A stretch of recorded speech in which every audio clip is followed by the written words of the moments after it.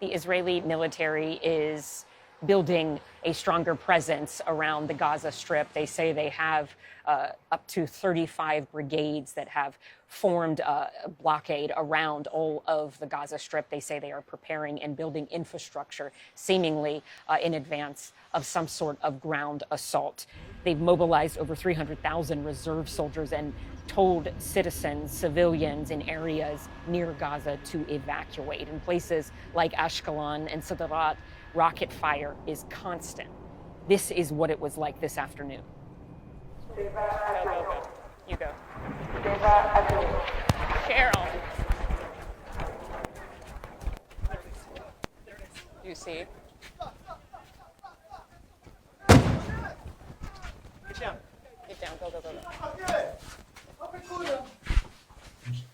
So we're inside of this shelter because of rocket fire. As soon as you hear the sirens here, you have maybe 60 seconds to get into shelter because that's how close we are to Gaza, the border. It's about 2.5 miles from here. And the second that siren, that alert goes off saying rockets are incoming, it's a sprint to a place like this because you really don't have a whole lot of time to get to safety. And as Israeli forces carry out air attacks in Gaza, they say they have now started to change their tactics, and right now they are carrying those out in waves. In overnight hours, they hit over 200 Hamas targets. They say that they did strike a mosque as well as homes. Israel claims that is because Hamas was using those civilian spaces to store weapons and also operate a command center.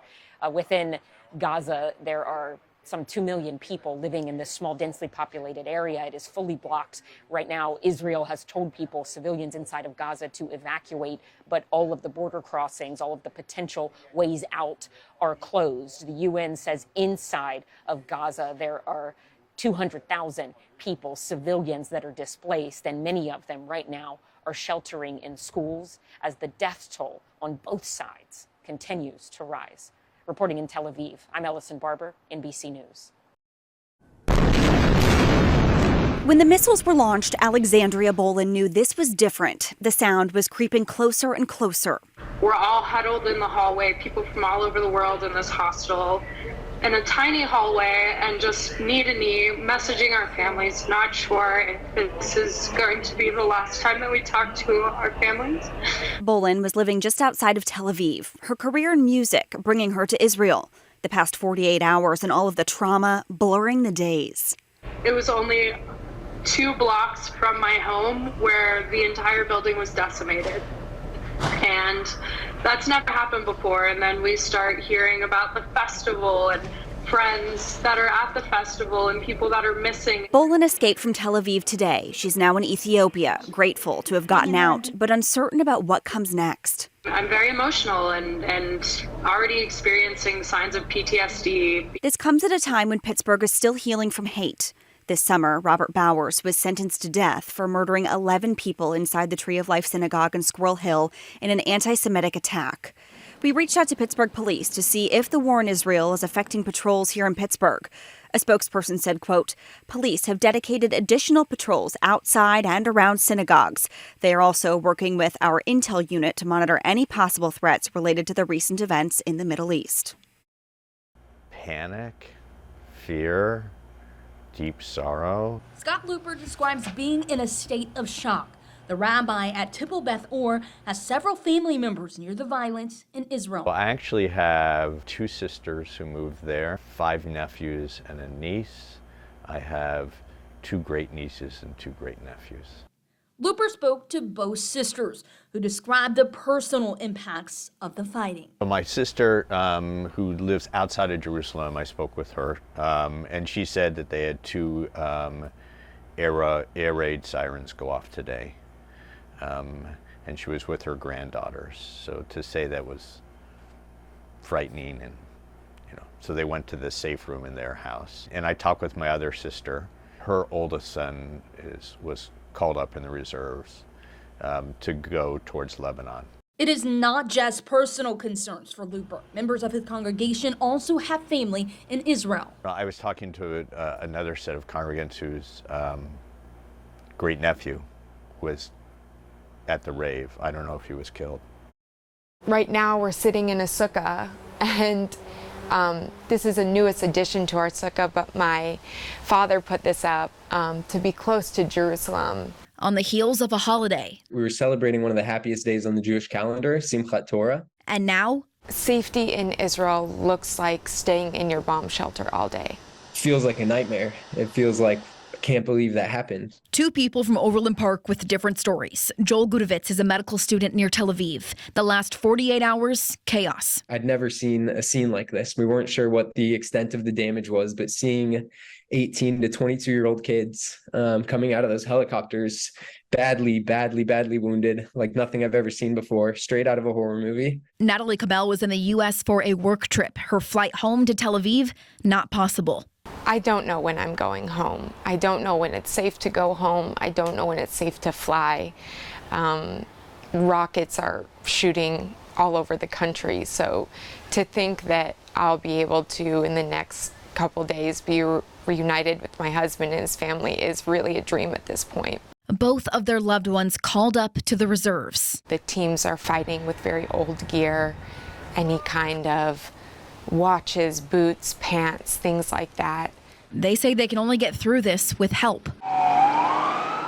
Even the Jewish community in Kansas City, we're not strangers to this experience. There was the attack at the Jewish Community Center, and the response that we saw then of overwhelming support is exactly what's happening here. And the biggest thing I think that gets me through it, and I think gets everyone through it, is the question of what can I do now? We always persist, and we will persist.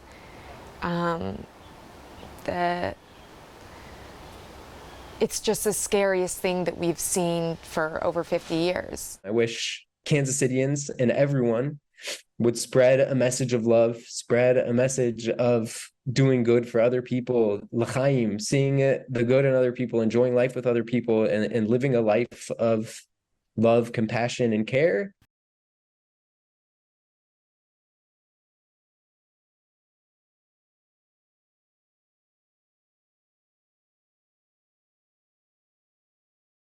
I'm not going to lie, it's a little, yes, it's nerve-wracking. It's a nightmare over there. These are sleepless nights for Lyndon and Erlene Anderson from Chesterfield. Their daughter Morgan sharing harrowing videos from a war-torn Israel. She had to run to a bomb shelter because the sirens went off. And there's just a intensity. I'll admit she's terrified. Morgan and her fiancé Jake embarked on a journey to Israel just last Wednesday.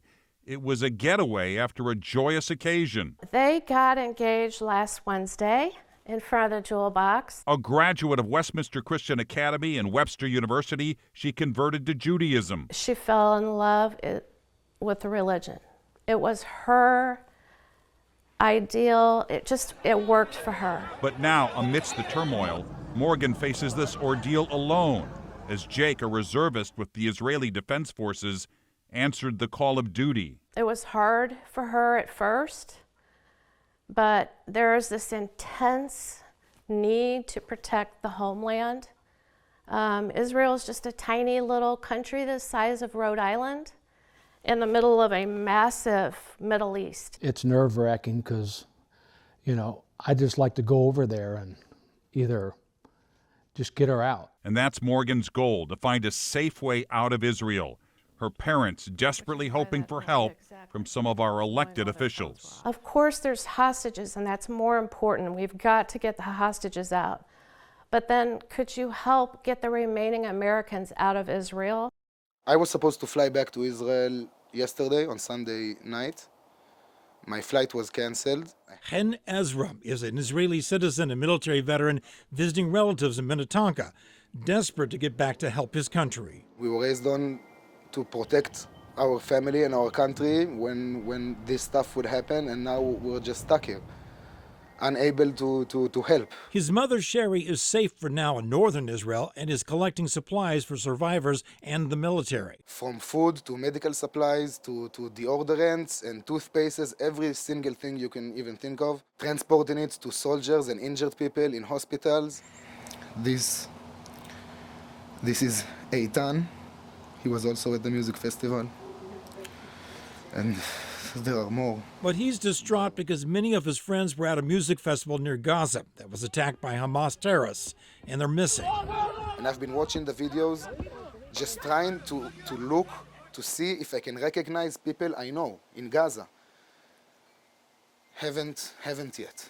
Chen's aunt, Andrea Shapiro, is stunned by the images coming out of Israel. The inhumane way that this was all done was horrible. I mean, these were innocent people. It was civilians that were just living life. The difficulty that it's going to take to try to get some resolution and save lives, to me, is paramount.